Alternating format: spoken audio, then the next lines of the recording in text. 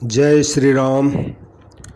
सभी श्रोताओं का मेरे संत कल्याण वाणी चैनल में हार्दिक स्वागत है।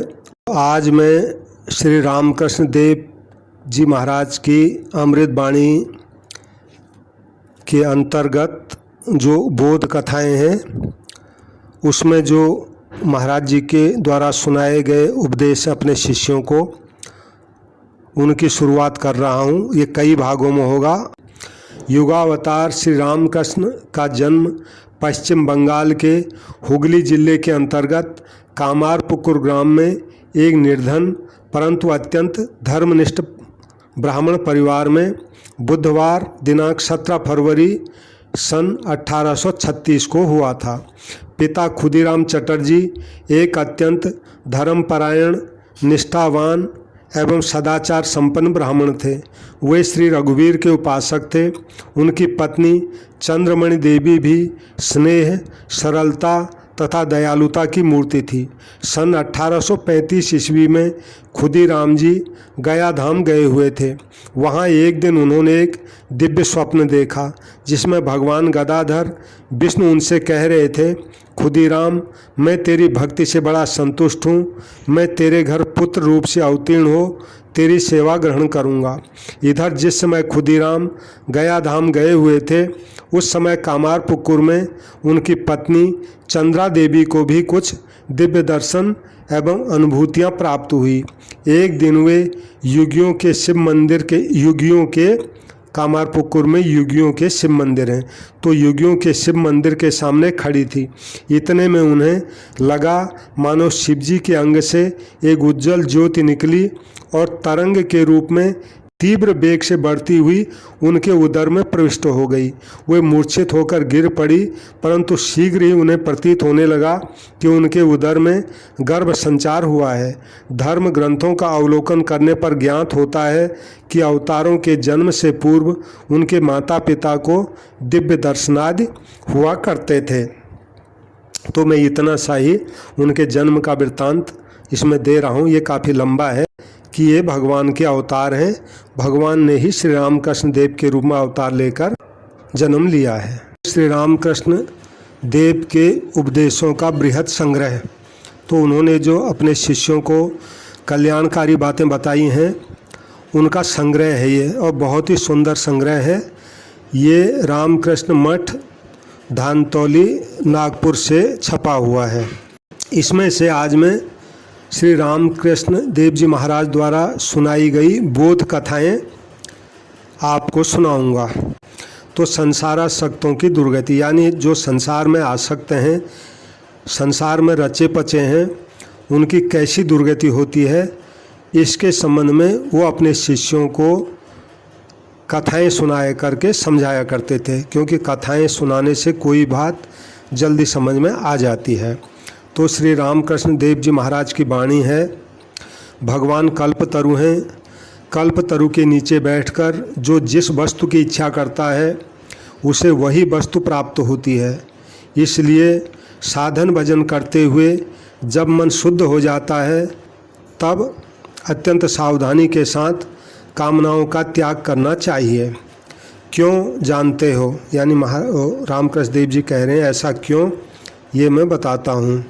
किसी समय एक बटोही घूमते घूमते एक विस्तीर्ण मैदान में जा पहुँचा। राह में कड़क धूप की ताप और चलने के श्रम से अत्यधिक श्रांत और पसीने से तर होकर वह थकावट दूर करने के लिए एक पेड़ के नीचे बैठ गया। यानी वो थक गया था तो अपनी थकावट मिटाने के लिए किसी मैदान में पेड़ था तो पेड़ की छाया में वो नीचे बैठ गया। अब बैठे बैठे उसने अपने मन ही मन सोचा, इस समय अगर एक अच्छा सा बिछौना मिल जाए तो मैं चैन से सो जाऊं। लेकिन बटोही ये नहीं जानता था वह कल्पतरु के नीचे बैठा हुआ है। उसके मन में ज्यों ही यह वासना उठी त्यों ही वहाँ पर एक बढ़िया बिछौना आ पहुँचा। बटोही अत्यंत आश्चर्यचकित होकर उस बिछौने पर लेट गया और आराम करते हुए फिर सोचने लगा, इस वक्त अगर कोई स्त्री आकर मेरे पांव दबा दे तो मैं सुख से सो जाऊं। तो इस तरह उसके मन में इस विचार के भी उठते ही तत्काल एक युवती आ पहुंची और उसकी पद सेवा करने लगी। यह देखकर उस बटोही के आनंद की सीमा न रही। फिर उसे भूख लगने लगी। तब उसने फिर सोचा मन की ये इच्छाएं तो मेरी पूरी हुई, अब क्या कुछ खाने को मुझे नहीं मिलेगा क्या? ऐसा सोचते ही उसके सम्मुख नाना प्रकार की भोजन सामग्रियां आ जुटी। तब उन वस्तुओं से पेट भर कर भोजन कर वह बिछौने पर लेटे लेटे ही उस दिन की सभी बातों को याद करने लगा। ऐसे समय अब उसके मन में आया कि यदि इस समय अचानक एक बाघ यहाँ आ जाए तो क्या हो। तो ज्यों ही उसका यह सोचना था कि उसी वक्त कहीं से एक बड़ा भारी बाघ वहाँ पर कूद पड़ा और बटोही की गर्दन मरोड़कर चूसने लगा। तो इस प्रकार उस बटोही का अंत हो गया। अब रामकृष्ण देव अपने शिष्यों को समझाते हैं कि संसार में जीवों की भी ऐसी दशा होती है। साधना करते हुए यदि विषय सुख, धन जन अथवा मान यश आदि की कामनाएं आ जाएं तो ऐसी कामना कुछ अंश में अवश्य पूरी होती हैं, परंतु अंत में बाघ का भय भी रहता है। अर्थात रोग, शोक, ताप, अपमान तथा धन हानि रूपी बाघ जीते जागते बाघ से भी लाख गुना अधिक कष्टदायक होते हैं। जय श्री राम। अगली कथा महाराज ठाकुर जी सुनाते हैं। श्री रामकृष्ण देव अपने शिष्यों में ठाकुर नाम से प्रचलित थे, यानी उनके शिष्य उनको आज भी ठाकुर जी के नाम से ही पुकारते हैं। तो ठाकुर जी इसी संबंध की यानी संसारासक्तों की दुर्गति के संबंध में दूसरी कथा सुनाते हैं। कहते हैं एक बार कुछ मछुआरिनों को बाजार से लौटते हुए रास्ते में रात हो गई। आसमान में बादल घिर आए और आंधी भी चलने लगी। उन्हें पास ही एक मालिन के यहाँ आश्रय लेना पड़ा, यानी रात को माली थे जिसके घर में फूल रहते हैं, तो उसके घर में वो रात को रहे। तो मालिन ने जिस कमरे में उनके सोने की व्यवस्था की उसमें उस मालिन ने फूलों की टोकरियां भी रखी हुई थी, यानी फूल भरी टोकरियां भी उस कमरे में रखी थी। उन फूलों की सुगंध के कारण मछुआरिनों को काफ़ी रात तक नींद ही नहीं आ पाई।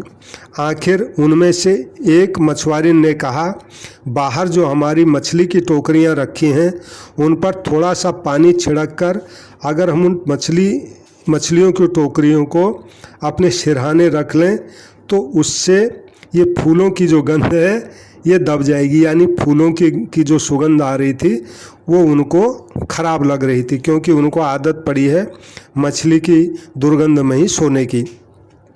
तो ऐसा उसने कहा।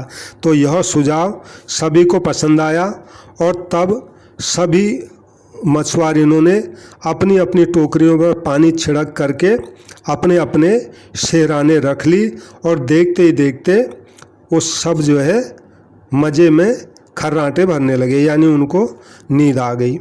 तो रामकृष्ण देव कहते हैं संसारी जीवों का भी यही हाल है। वे विषय सुख और भोग वासना के वातावरण में पले होते हैं, इसलिए त्याग और पवित्रतापूर्ण वातावरण में जाते ही उनका दम घुटने लगता है बस इसमें, और वे बेचैन हो जाते हैं। यानी हम लोगों की जो संसारासक्त हैं उनकी कैसी दुर्दशा होती है उसके लिए उन्होंने ये उदाहरण दिया है। जय श्री राम। अब अगली कथा इसी संबंध में और वो सुनाते हैं। एक साधु समाधि मग्न होकर रास्ते के किनारे पड़ा हुआ था, यानी कोई साधु था समाधि में और समाधि अवस्था में ही वो रास्ते में पड़ा हुआ था। तो इतने में वहाँ एक चोर आया। तो साधु को देखते ही वह मन ही मन कहने लगा, यह जरूर कोई चोर है, रात भर चोरी करने के बाद अब यहाँ पड़ा सो रहा है। अभी पुलिस आकर इसे पकड़ अभी पुलिस आकर इसको पकड़ ले जाएगी, इसलिए मैं तो भाग निकलूँ, यानी मुझे भी इसके साथ चोर समझ के पुलिस वाले पकड़ ले जाएंगे, इसलिए मैं भाग निकलूँ, ये मतलब हुआ। तो वो चला गया। उसके बाद फिर वहाँ एक शराबी आया और साधु को देखकर कहने लगा, सारी रात शराब चढ़ाकर अब नाले में पड़े हो, मैं सब समझता हूँ बेटा। तो वो भी ऐसा कह के चला गया, यानी शराबी ने उसको भी शराबी समझा। अंत में वहाँ एक साधु आया और उस समाधिमग्न साधु की अवस्था को पहचान गया। वो पहचान कर वह उनकी सेवा करने लगा। तो श्री रामकृष्ण देव कहते हैं, अपने संसारासक्तिजन्य संस्कारों के कारण हम यथार्थ आध्यात्मिक संपदाओं को नहीं समझ पाते, यानी वो जो अवस्था उसकी थी, हम उस अवस्था को, साधु की अवस्था को नहीं समझ पाते हैं। और अपने संस्कार, हमें जैसे भी संस्कार पूर्व में पड़े हुए हैं, उन्हीं संस्कारों का आरोप हम जो है दूसरे पर करते हैं, ये मतलब हुआ। जय श्री राम। अब अगली कथा इसी संबंध की और सुनाते हैं ठाकुर जी। श्री रामकृष्ण पुजारी वर्ग के विषय में श्री चैतन्य देव के जीवन से संबंधित एक घटना बताया करते थे। चैतन्य देव भाव समाधि में पूरी तरह मग्न होकर एक बार समुद्र में गिर पड़े थे, यानी वो समुद्र में डूब गए। तो उस अवस्था में वो एक मछुए के जाल में फंस गए। मछुए ने समुद्र में जाल फेंका मछली पकड़ने के लिए, तो वो भी उस जाल में फंस गए और जाल के साथ ही फिर वो मछली की तरह बाहर निकाले गए। तो चैतन्य देव के पावन स्पर्श के प्रभाव से वो मछुआरा भी भावावस्था को प्राप्त हुआ, यानी उस मछुआरे को भी भावावस्था प्राप्ति होगी, यानी चैतन्य देव की भावावस्था से उसको भी वो भावावस्था उनके स्पर्श से प्राप्त हुई और वह सब काम काज छोड़कर हरि नाम लेते हुए पागलों की तरह इधर उधर घूमने लगा। घर वालों ने काफ़ी प्रयत्न किया, लेकिन उसकी अवस्था में कोई सुधार नहीं हुआ। बावजूद जब उसकी अवस्था में कोई अंतर नहीं हुआ, तब निरुपाय हो वे चैतन्य देव के निकट आए और उनको उसका सब हाल कह सुनाया। तब चैतन्य देव ने कहा, किसी पुजारी के यहाँ का चावल लाकर उसके मुंह में डालो, उससे वह अच्छा हो जाएगा। तब उसके घर वालों ने वैसा ही किया। उससे मछुआरे की वह भावावस्था चली गई। कहने का मतलब ये है, आध्यात्मिक उन्नति के मार्ग पर संसारासक्ति और अपवित्रता का ऐसा ही दुष्परिणाम होता है, ये इसमें लिखा हुआ है। अब जो है जय श्री राम, अगली कथा ठाकुर जी सुनाते हैं। किसी रईस आदमी ने अपनी जायदाद की देख रेख के लिए एक गुमास्ता को नियुक्त कर रखा था। गुमास्ता यानी देख रेख करने वाला। किसी के पूछने पर कि यह ज़मीन जायदाद किसकी है, वह गुमास्ता कहा करता, यह सब कुछ मेरा है, ये मकान, ये बगीचा, ये सब कुछ मेरा है। यह कहते हुए वो मारे गर्भ के फूला नहीं समाता था। एक दिन मालिक की सख्त मनाही होते हुए भी उसने मालिक के तालाब से मछलियां पकड़ी और दुर्भाग्यवश मालिक ने उसे रंगे हाथों पकड़ लिया। तो गुमास्ता की बेईमानी से नाराज़ हो मालिक ने उसे खूब डांट फटकार की और नौकरी से भी फिर निकाल दिया। और जाते समय वह अपनी छोटी सी संदूकची तक नहीं ले जा सका। यानी झूठा गर्व करने का यही परिणाम होता है। मतलब ये है, मेरा है तो कहता था, लेकिन जब नौकरी से निकाला तो अपनी संदूकची तक वो नहीं ले जा सका, ये मतलब है। यानी झूठा मेरा करने वालों का यही परिणाम होता है। जय श्री राम। संसारासक्तों की दुर्गति के संबंध में अगली कथा ठाकुर जी सुनाते हैं। एक बार एक नाई कहीं जा रहा था। जाते जाते एक जगह एक पेड़ के नीचे अचानक उसको आवाज़ सुनाई दी, मानो कोई उसको कह रहा था, 7 घड़ा धन लेगा। नाई ने आश्चर्यचकित हो चारों ओर देखा, किंतु उसको कहीं कोई दिखाई नहीं दिया। परंतु 7 घड़ा धन की बात सुनकर उसके मन में लालच पैदा हुआ और वो जोर से बोल उठा, हाँ मैं लूँगा। त्यों ही उसे फिर आवाज़ सुनाई दी, अच्छा तेरे घर पर रख आया हूँ, जा तू वहाँ से ले ले। तो नाई ने घर जाकर देखा, सचमुच ही 7 घड़े भरे हुए धन के घर में रखे हुए हैं। उसने सब घड़ों को खोलकर अच्छी तरह देखा तो उसे दिखाई दिया कि 6 घड़े तो सोने की मोहरों से भरे हैं, पर 7वां घड़ा कुछ खाली है। अब उसके मन में 7वें घड़े को भी पूरा भरने की तीव्र इच्छा उठी और उसने घर में जितना भी धन गहने आदि थे सब लाकर उस घड़े में डाल दिया। पर भला इतने से वो घड़ा कैसे भरता। घड़े को पूरा भरने के लिए अब नाई बड़ा ही व्याकुल रहने लगा। घर गृहस्थी के खर्च में कटौती करते हुए वह बचा हुआ सारा धन घड़े में डालने लगा, पर वह घड़ा भरता ही नहीं था। अंत में उसने राजा से प्रार्थना की कि महाराज, जो वेतन उसको मिलता है उससे उसका गुजारा नहीं हो पाता, दया करके वेतन बढ़ा दिया जाए। तो राजा उस नाई पर बड़ा खुश था। उसके कहते ही राजा ने उस नाई का वेतन दुगुना कर दिया, पर नाई की दशा पहले जैसी ही रही। अब तो वह लोगों से मांग कर खाता और पूरा वेतन ही घड़े में डाल देता, पर घड़ा भरने का नाम नहीं लेता था। दिनों दिन नाई की हालत को बिगड़ते देख एक दिन राजा ने पूछा, क्यों रे, तुझे पहले जब कम वेतन मिलता था तब तो तेरी गुजर बसर बड़ी अच्छी तरह से हो जाती थी, और अब दुगना वेतन पाकर भी तेरी दशा ऐसी क्यों है? तू क्या 7 घड़ा धन ले आया है क्या? तो नाई ने हक्का बक्का होकर कहा, जी आपको किसने बताया? राजा ने कहा, अरे वो यक्ष का धन है। उस यक्ष ने आकर मुझसे भी पूछा था 7 घड़ा धन लोगे? मैंने पूछा उसको वह धन जमा करने के लिए है या खर्च करने के लिए? तब वह बिना उत्तर दिए भाग गया वहाँ से। इसलिए वह धन कभी भी नहीं लेना चाहिए, उसे खर्च नहीं किया जा सकता, उसमें सिर्फ जमा ही करना पड़ता है। तू अगर भला चाहता है तो जल्दी वह धन लौटा के आ जा। तब नाई के होश आए और वह झटपट उस जगह पर जाकर चिल्लाकर फिर बोलाया कि तुम्हारा धन तुम ले जाओ, मुझे नहीं चाहिए। यक्ष ने कहा, ठीक है। घर लौटकर नाई ने देखा कि वो 7 घड़े अब घर से गायब हो गए हैं। अब दुख की बात यह थी कि इतने दिनों तक पेट काटते हुए उसने उस खाली घड़े में जो कुछ भी धन डाला था वो भी साथ में चला गया था। धर्म राज्य में भी ऐसा ही कुछ हुआ करता है। जमा खर्च का ठीक ठीक ज्ञान नहीं रहे तो अंत में अपना सर्वस्व गवा बैठना पड़ता है। जय श्री राम। अब ये आखिरी कथा है संसारासक्ति की दुर्गति के संबंध में।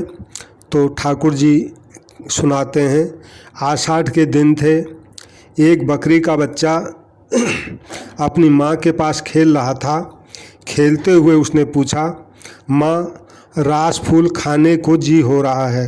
रास फूल जो है, रास पूर्णिमा के समय जिन कृत्रिम फूलों से राधा कृष्ण की झांकी सजाई जाती है, यानी रास पूर्णिमा, शरद पूर्णिमा की रात को भगवान ने जब वृंदावन में रास लीला की थी, जिस रात को, उस रात को शरद पूर्णिमा कहते हैं, रास पूर्णिमा भी उसको कहते हैं। तो बकरी के बच्चे ने कहा कि मेरी इच्छा रास के फूल खाने की हो रही है, तो मुझे कब खाने को मिलेंगे? तो बकरी बोली, ठहर जा बेटा, अभी रास फूल खाने को बहुत दिन है, यानी रास फूल जब रास पूर्णिमा आएगी तभी खाएगा, और वो आने में अभी बहुत दिन है। उससे पहले कुंवार कार्तिक के दिन अच्छी तरह बीत जाए, फिर अगर तू बच निकला तो रास फूल खाना। कहने का मतलब है बकरी की पूजा में बलि चढ़ाई जाती है। तो बकरी ने बच्चे को कहा, कुंवार का महीना चला जाएगा, कार्तिक का महीना चला जाएगा, इसमें अगर तू बच गया तो तब तुझे रास फूल खाने को मिलेंगे। यह तेरे लिए संकट का समय है, क्योंकि कुंवार में दुर्गा पूजा के समय कोई तेरी बलि न चढ़ा दे। उसके बाद कुंवार में तू बच गया, फिर कार्तिक में काली पूजा का भयंकर समय है, उस समय भी यही डर है। इन 2 खतरों से तू अगर बच भी निकले तो थोड़े ही दिनों में फिर जगतधात्री पूजा आ जाती है, उसमें कहीं तेरी बलि न चढ़ा दी जाए। इन सब संकटों से तू बच सका तभी तो कार्तिक की पूनम में रास फूल खाने की आशा कर सकता है।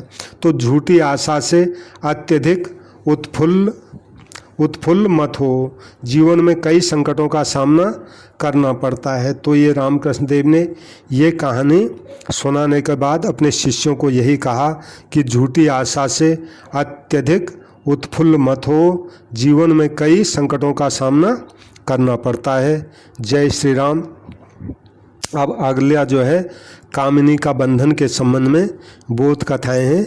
ये मैं अगला जो वीडियो बनाऊंगा उसमें रखूंगा।